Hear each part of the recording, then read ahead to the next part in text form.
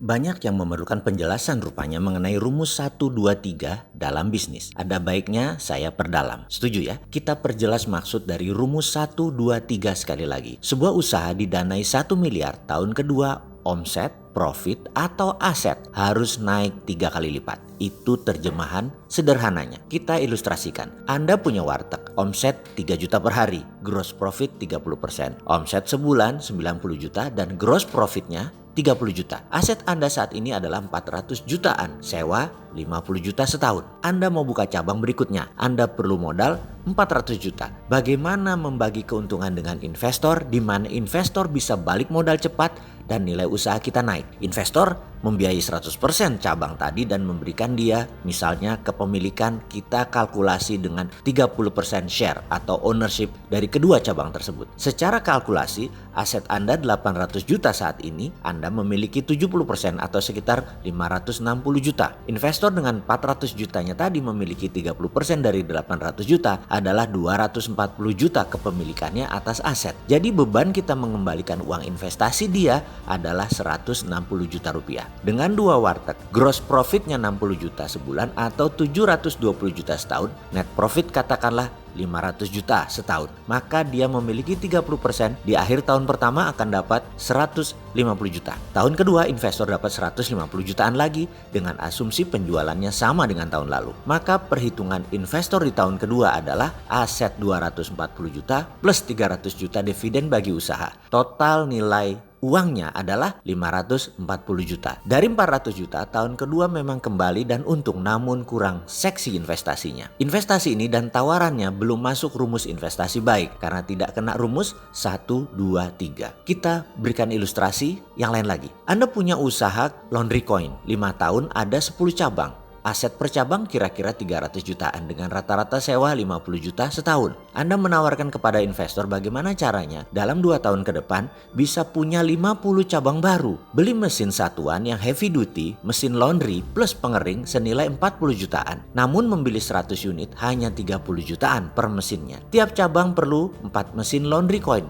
Jadi perlu 200 mesin baru atau sekitar 6 miliar investasinya. Ditambah sewa, ditambah interior dan eksterior per cabang memerlukan 50 jutaan atau investasinya 2,5 miliar. Total investasi adalah 8,5 miliar. Satu mesin per hari omsetnya kira-kira 500 ribu. Dikalikan 200 mesin 100 juta per hari omsetnya. Dengan gross profit rata-rata 45% atau 45 juta rupiah per hari. Setahun dengan 340 hari kerja gross profitnya adalah 15,3 miliar. Dengan net profit 65%-nya 9,9 miliar setahun. Tawarkan kepemilikan kepada investor 70% ownership. Aset Anda tadi 3 miliar adalah 100%, menjadi 30% dari 11 miliar, naik jadi 3,45 miliar. Investor memiliki 70% atau sekitar 8,05 miliar. Nilai aktual, nilai buku. Dan keuntungan bagi hasil 6,9 miliar per tahun. Tahun kedua, uang yang diperoleh bagi investor adalah 8,05 miliar plus 13,9 sekitar 22 miliaran nilai kembaliannya dalam waktu 2 tahun. Masuk 8,5 miliar, tahun kedua jadi 22 miliar. Hampir 3 kali. Ini lebih baik sedikit dari warteg tadi.